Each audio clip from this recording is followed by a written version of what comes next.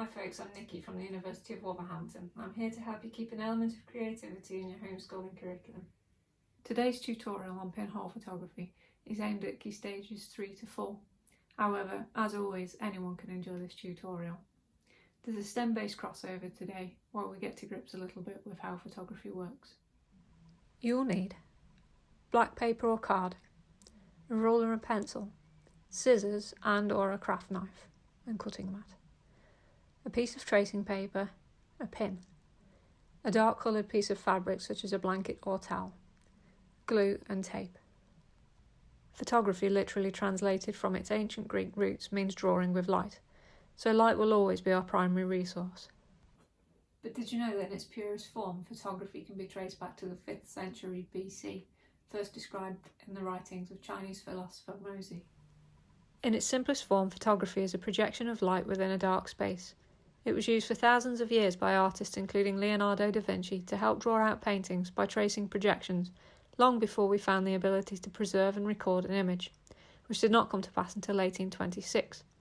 But it took 8 hours to record the earliest exposure, hence you can see how the shadows in this view from a window don't appear to make sense. The name for this early form of photography is camera obscura, or darkened room or chamber in Latin. Theoretically, all we need to make one is a darkened room, and the ability to make a tiny hole, exposing the opposite wall to a narrow shaft of light. So that's quite a lot of work, so we'll make a mini one, with a slight difference so that we can see how it works. You're going to need to make a black box, or at least a box that's as light tight as possible. Draw out the net of a cube and cut it out, but also cut a window from one of the sides, leaving a clear border wide enough to fix tape to. Over this window, secure a piece of tracing paper, then fold it all up and glue or tape shut. Make sure it's as light tight as possible.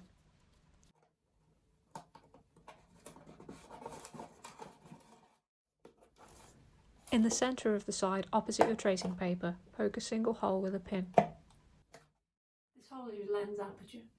Think of the tracing paper part as a screen. You'll need to be able to shut out as much light as possible, so here's where your blanket or towel comes in. This is going to look really silly. Place it over your head, wrap it around the box and point the hole at something with a distinctive shape. It'll need to be quite well lit. You should notice that an image is projected onto the tracing paper, but on closer inspection you'll see that it appears upside down and back to front.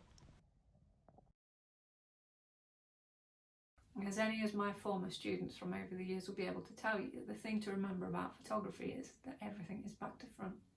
Big apertures are recorded as small numbers. Shutter speeds are recorded as fractions, so again, big numbers mean fast speeds. And photography starts with an inverted image. The camera is very similar to your eye, particularly if using a focal length of 35mm and an aperture of f8. Light is projected the same way and we focus the same way. A digital camera will flip the image in a similar way to the way that your brain has evolved to do so. But a more traditional film camera can't do this, which is why we have negatives, which need to be turned into positives. It's all about physics, and I was rubbish at physics at school. Simply put, light reflects off objects and travels in straight lines. Where it squeezes through the pinhole aperture, the beams of light cross over to project an inverted image. It's all incredibly sharp as we're dealing with a tiny aperture, so the depth of field is infinite. Why don't you try to get a photograph of your pinhole projection and send it to us? I hope you've enjoyed this tutorial and that it's helped you understand a little bit more about how photography works. Follow us on Facebook for more creative tutorials for all ages coming soon.